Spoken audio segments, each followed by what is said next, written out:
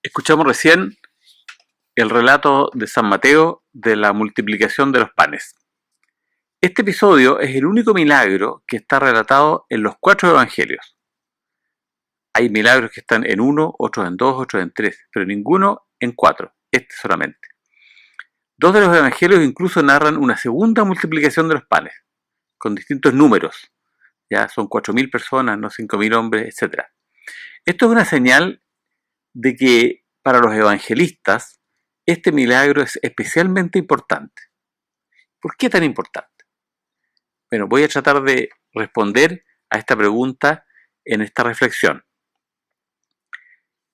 El relato de este milagro, como les decía, está en todos los evangelios y hay ciertas variaciones, especialmente en el contexto. En este evangelio de San Mateo, que leemos este año, el contexto es la situación, podríamos llamar, emocional de Jesús. Él quiere estar tranquilo, quiere estar solo con sus discípulos y no con multitudes. ¿Por qué? Porque quiere hacer el duelo, pues acaba de saber que Juan Bautista fue ajusticiado, le cortaron la cabeza, lo mataron. Herodes lo mandó matar, como ustedes saben, por instigación de su esposa Herodías, que había sido esposa de su hermano. Por lo tanto, Juan le decía, esto no se puede hacer. Jesús sabe también que a él lo van a matar. Entonces, esto es doblemente duro para Jesús.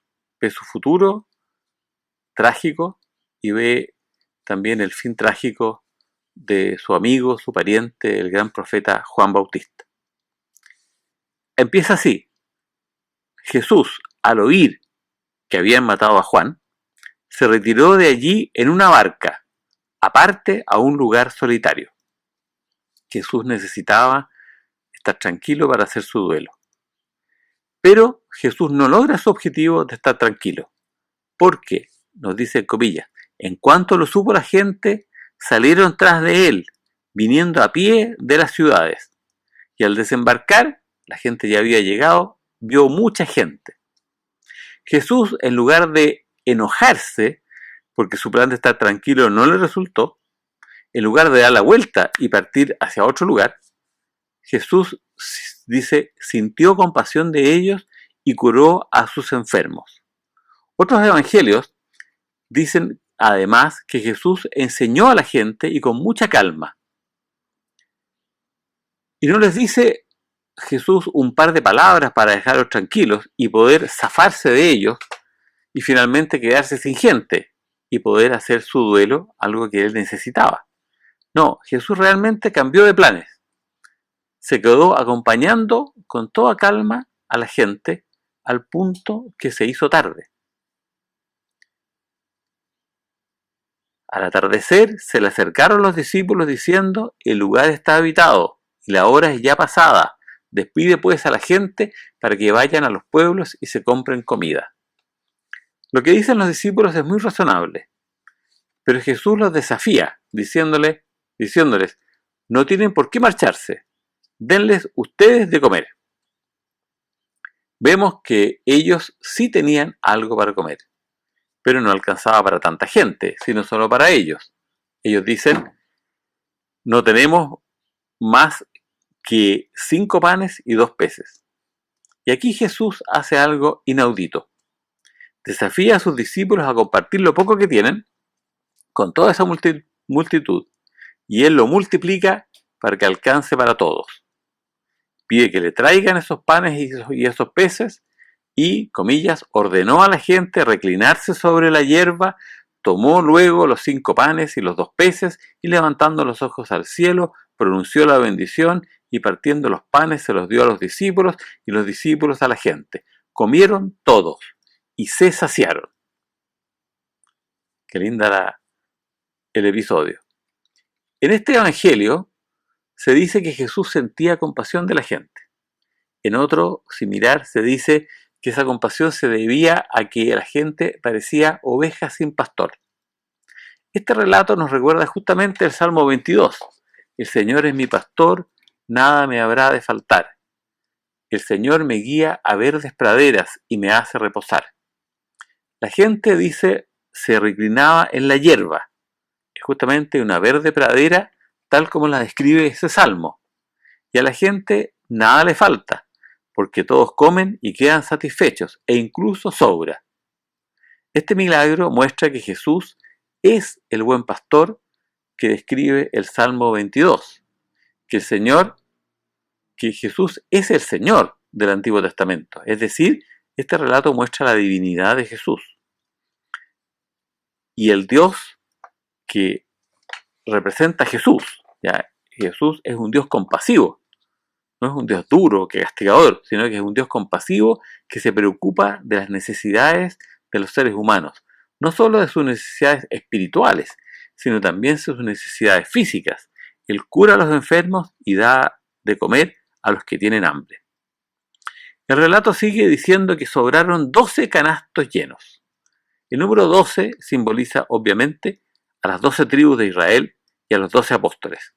Jesús, que es el buen pastor, es capaz de alimentar a todos los que se acuden a él e incluso es capaz de alimentar a todo el pueblo de Dios, al antiguo pueblo de Dios de Israel, al nuevo pueblo de Dios liderado por los 12 apóstoles.